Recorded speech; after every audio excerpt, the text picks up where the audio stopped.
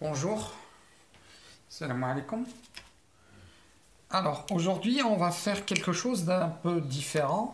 Donc au lieu de faire des cours de terminale, c'est-à-dire de deuxième année baccalauréat, je vais essayer de faire un petit résumé ou un petit aperçu sur le cours de champ magnétique pour la première année.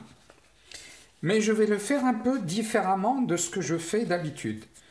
Donc je vais faire le cours en français et en arabe. Bon, je ne sais pas si ce sera la même chose exactement, mais je vais essayer en tout cas. Donc, on commence. Alors, d'abord, il s'agit de champ magnétique.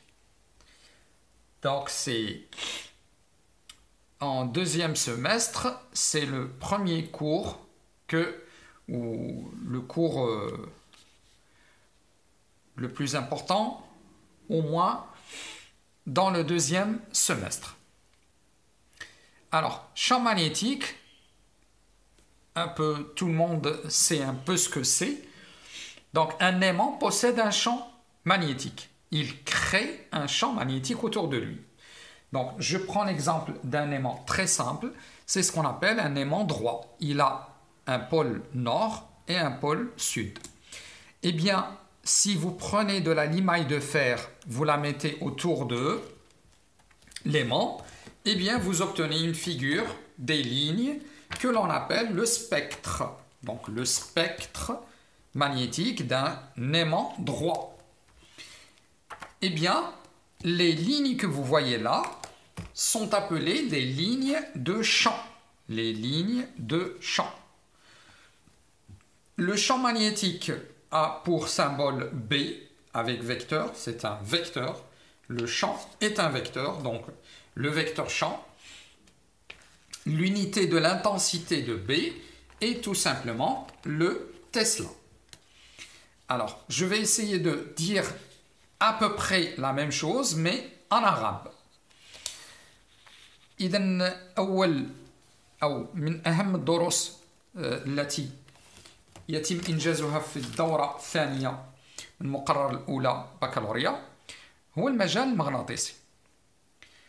وكلكم يعرف ما معنى المجال المغناطيسي أو يعرف ما هو المغناطيس، ويعرف أيضا أن المغناطيس يحدث مجال مغناطيسي حوله. فنأخذ مثال بسيط جدا لمغناطيس وهو مغناطيس مستقيم. فنلاحظ إذا وضعنا برادة الحديد حول المغناطيس بأن هذا المغناطيس سوف يسمح بظهور أو تشكيل خطوط تسمى خطوط المجال، ويسمى الشكل المحصل عليه بطيف المغناطيس المستقيم. الخطوط المجال كلها موجهة من الشمال نحو الجنوب، وربما هذا قد نسيته حينما أعطيت فكرة أولية باللغة الفرنسية. إذن خطوط المجال لها منحى، ومنحى خطوط المجال من الشمال، من شمال المغناطيس نحو جنوب المغناطيس. يرمز للمجال المغناطيسي ب متجهة ب، ووحدة شدة المجال هي تسلا.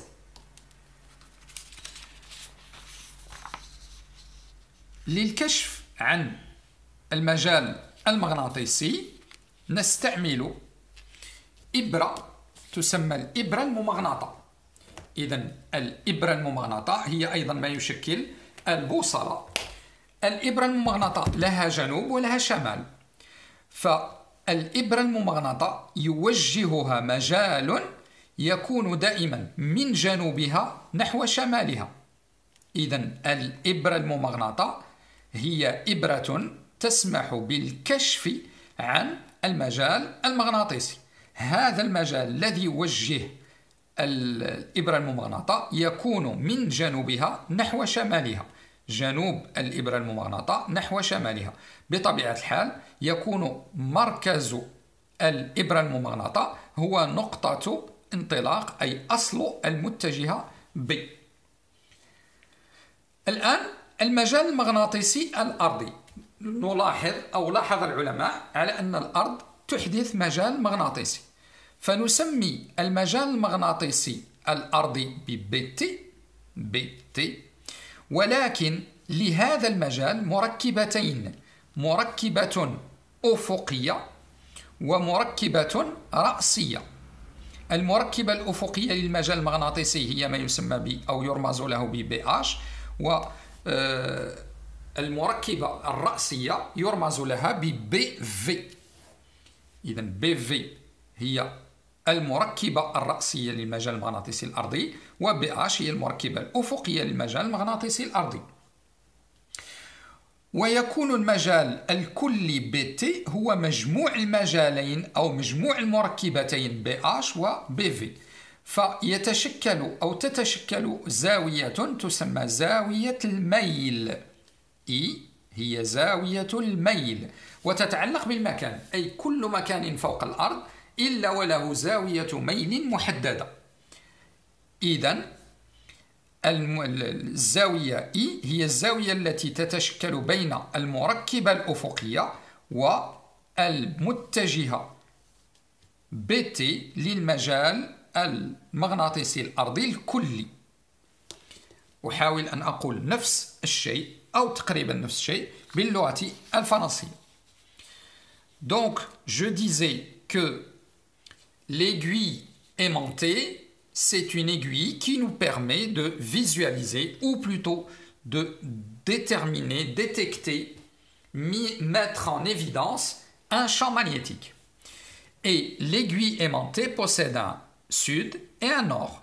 Eh bien, l'aiguille aimantée suit, elle obéit, elle suit un champ magnétique qui va de S vers N. On dit que la direction de B, c'est la même chose que la direction SN. Le sens de B est la même chose que le sens S vers N. Donc on voit que le vecteur B a pour origine le centre de l'aiguille aimantée, il a la direction SN et il a le sens de S vers N. C'est le champ magnétique B qui oriente l'aiguille aimantée. Eh bien, les physiciens, ou plutôt les savants, ont découvert que la Terre crée un champ magnétique autour d'elle.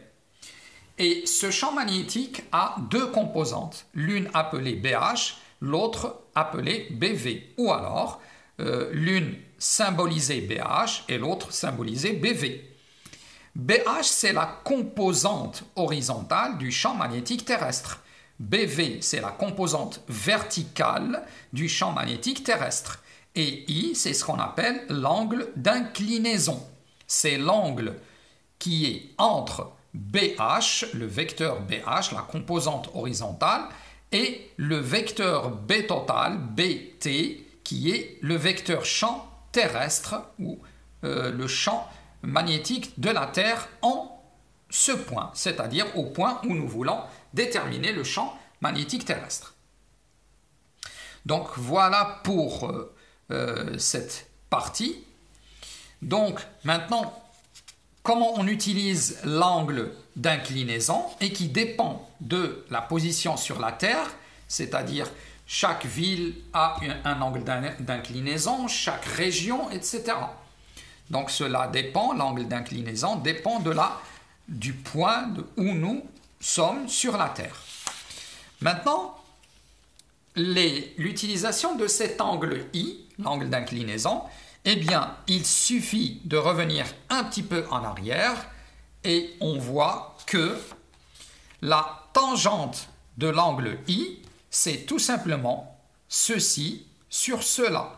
Ceci n'est autre que BV et ça, c'est BH. Donc, il est évident, il est facile de penser, de voir que tangente I, c'est BV sur BH. Bien sûr, pas de vecteur. On ne met jamais de vecteur l'un sur l'autre. Ça n'existe pas, ça n'est pas défini en mathématiques.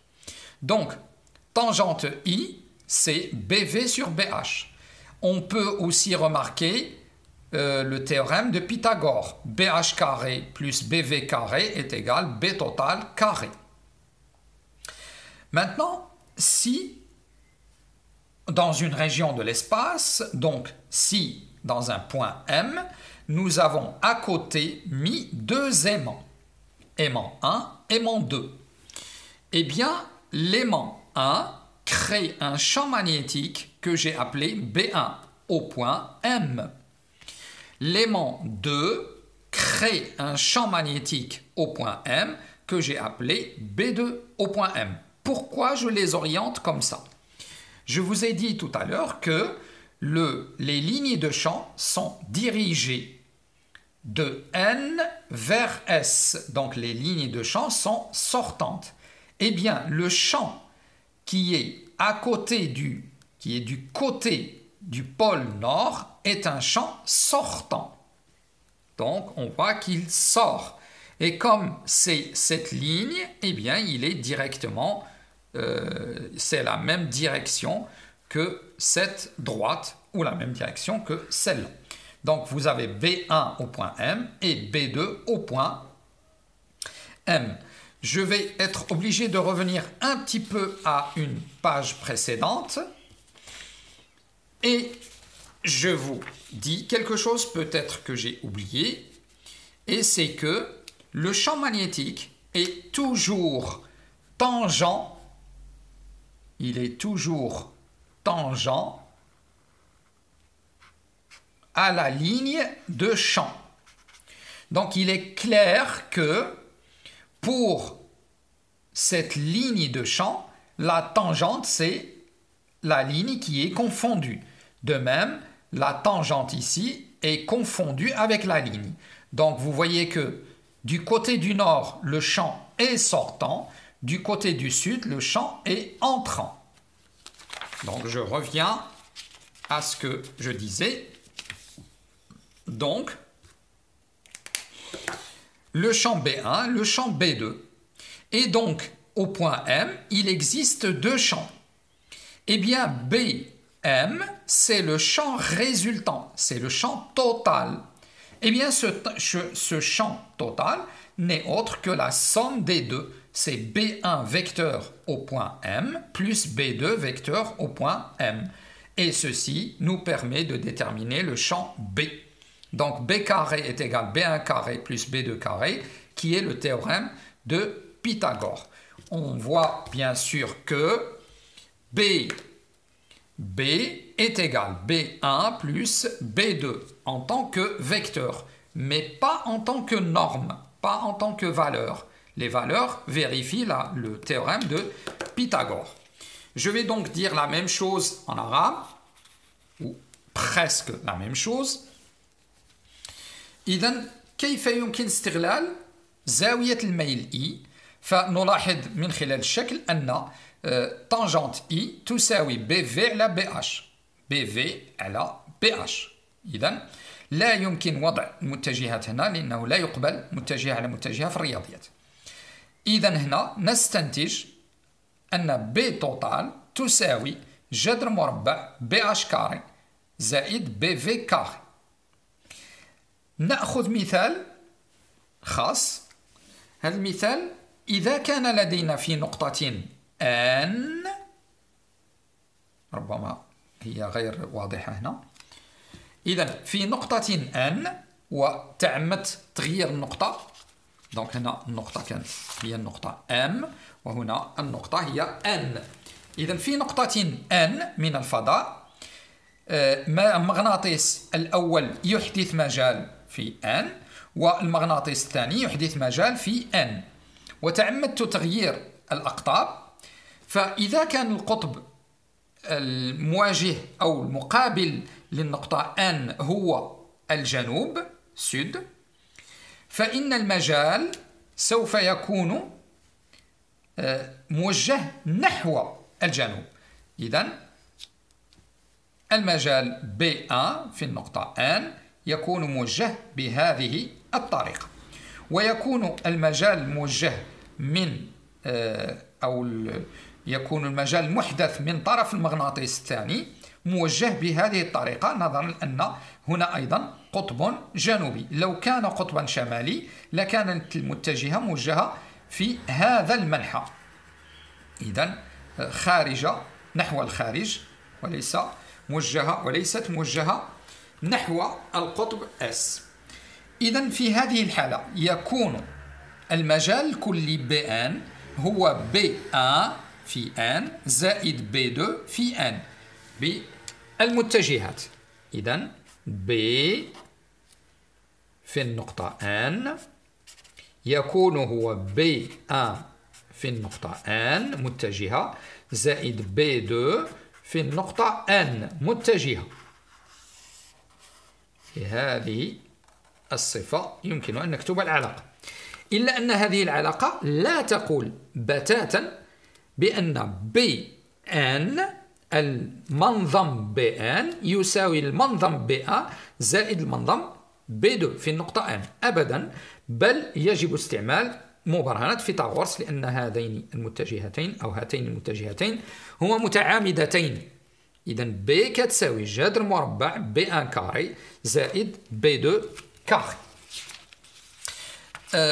الآن المجال المغناطيسي الأرضي لوحظ أنه يتبع اتجاه معين، أي أننا كلما وضعنا إبرة ممغنطة تأخذ اتجاه معين وهو لا يتغير إن بقينا في محيط الإبرة الممغنطة. فنقول عن هذا الاتجاه خط الزوال المغناطيسي، وهو الخط الذي يربط بين الجنوب المغناطيسي الذي تشير إليه أو يشير إليه جنوب الإبرة الممغنطة والشمال المغناطيسي والذي يشير إليه شمال الإبرة الممغنطة.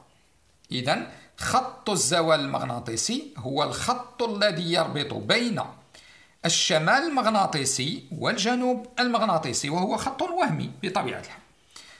إذن لاحظ العلماء على أن خط الزوال المغناطيسي ليس منطبقا مع خط الزوال الجغرافي. ما هو خط الزوال الجغرافي؟ هو الخط الوهمي الذي يربط بين الجنوب الجغرافي والشمال الجغرافي. كيف يتم تحديد الشمال الجغرافي والجنوب الجغرافي؟ بالشمس. الشمس تشرق من الشرق وتغرب في الغرب، وبالتالي يكون الاتجاه الشمال الجغرافي واضحا والجنوب الجغرافي واضحا، فيسمى الخط الوهمي الذي يربط بين الجنوب الجغرافي والشمال الجغرافي بخط الزوال الجغرافي. لاحظ العلماء على أن خط الزوال المغناطيسي ليس منطبقا تماما مع خط الزوال الجغرافي، بل يكونان بينهما زاوية تسمى زاوية الانحراف. إذن زاوية الانحراف دي هي الزاوية التي يشكلها خط الزوال المغناطيسي مع خط الزوال الجغرافي، ولا علاقة لها بزاوية الميل التي رأينا من قبل. إذن لا علاقة بين زاوية الميل وهي الزاوية بين BH و BT وزاوية الانحراف. زاوية الانحراف هي الزاوية بين خط الزوال المغناطيسي وخط الزوال الجغرافي. أحاول أن أقول نفس الفكرة بالفرنسية. Alors, l'aiguille aimantée se dirige sur la Terre suivant une direction précise.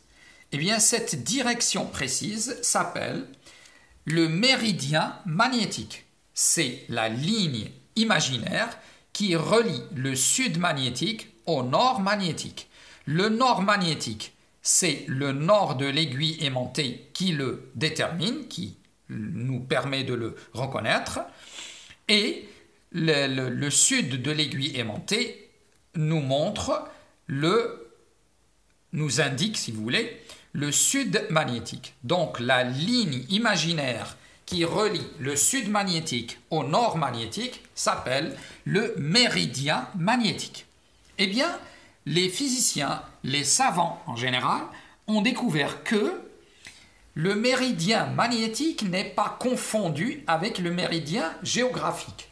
Qu'est-ce que c'est que le méridien géographique? Eh bien, c'est aussi la ligne imaginaire qui relie le sud géographique avec le, ou plutôt au nord géographique. Comment on détermine le nord géographique? Eh bien, tout simplement à partir de l'est géographique. L'est, c'est le côté dont le soleil se lève. Donc, le côté où se lève le soleil, c'est notre est, c'est l'est. Le côté opposé, c'est l'ouest. Donc, si vous mettez votre bras vers l'est, votre bras droit vers l'est, votre bras gauche vers l'ouest, eh bien, vous êtes en train de regarder le nord. En face de vous sera le nord. Donc, le méridien géographique, c'est la ligne qui relie le sud géographique au nord géographique, et on a constaté que les deux méridiens ne sont pas confondus. En fait, il y a un angle entre les deux qui s'appelle l'angle de déviation. L'angle de déviation, pardon. Et cet angle n'a rien à voir avec l'angle d'inclinaison I. Voilà donc, j'ai essayé un peu de vous donner l'essentiel de cette leçon.